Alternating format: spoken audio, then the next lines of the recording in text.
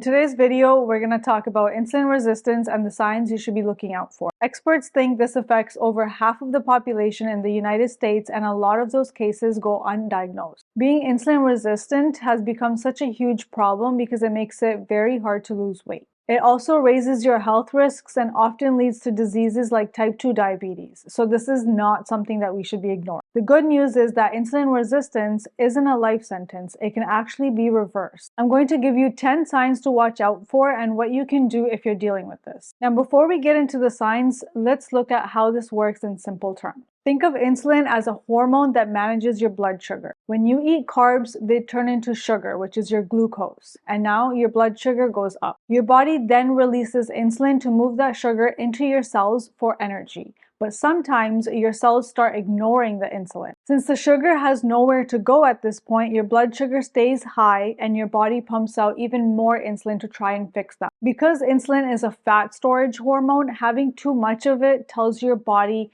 to hold on to fat and stop burning it for fuel. Now let's get into the 10 signs you might be insulin resistant. Number 1 is if you're feeling tired all the time. Even if you're eating, your cells can't get to the energy in your blood. You might actually feel a huge energy crash after a meal or just feel drained all day. Number 2 is constant hunger. If you finish a big meal and feel like you could eat again like 30 minutes later, your cells are probably starving because they can't get to that fuel. Number 3 is if you're always craving sugar and carbs. Your brain will send signals to eat quick energy like sweets or bread because your cells aren't getting what they actually need. Number 4 is if you have weight around your midsection. Carrying most of your weight in your belly is a major indicator. This is often visceral fat that's tied directly to high insulin. Number 5 is skin tags. Those tiny little bumps of skin on your neck, under your arms are actually very common signs that your insulin levels are way too high. Number 6 is dark skin patches. You might notice areas that look darker or feel velvety, which is usually around the back of your neck or your armpit. Number 7 is swollen ankles. Insulin tells your kidneys to hold on to salt and water. When it's always high, you might notice puffy feet or ankles. Number 8 is peeing more often. Your kidneys have to work very hard to flush that extra sugar out through your urine. Number 9, always thirsty. Because you're losing so much fluid from peeing more, you'll find yourself constantly reaching for water. Number 10 is irregular periods. For women, high insulin can mess with your hormones like estrogen, progesterone, testosterone, which is often linked to PCOS. So here's how we turn it around.